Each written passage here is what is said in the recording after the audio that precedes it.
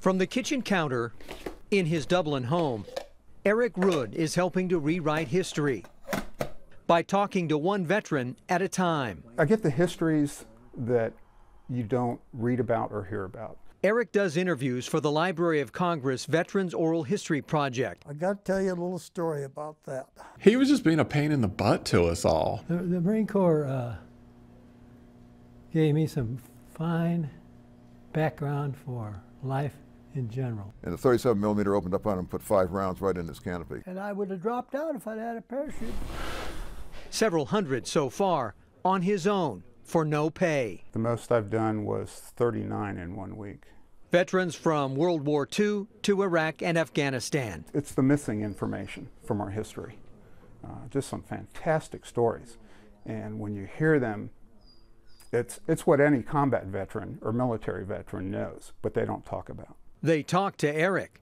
The pilot shot up over Burma. We had more damn holes in the rear of that plane than you could shake a stick at, but it was all small ammunition. The WW2 Italian prisoner of war who turned out to be an American citizen. I'll never forget his name.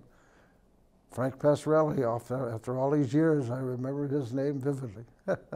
The Army lieutenant duct taped to a tree by his platoon. LT didn't like that too well. We did push-ups for days. Every story unique. Like the airman who put on a parachute but refused to jump when one side of their plane caught fire. He ain't going out.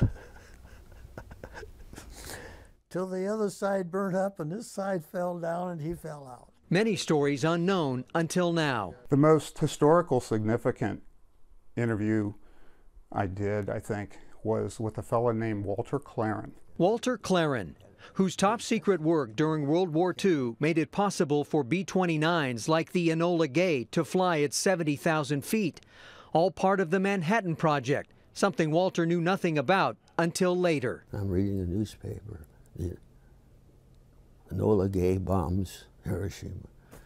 It still gives me chills when I had no idea. 5 months after this interview, Walter Claren died.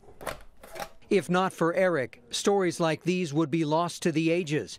Here, Eric is preserving them for generations to come. When you ask a routine question, you don't know where it's going to lead.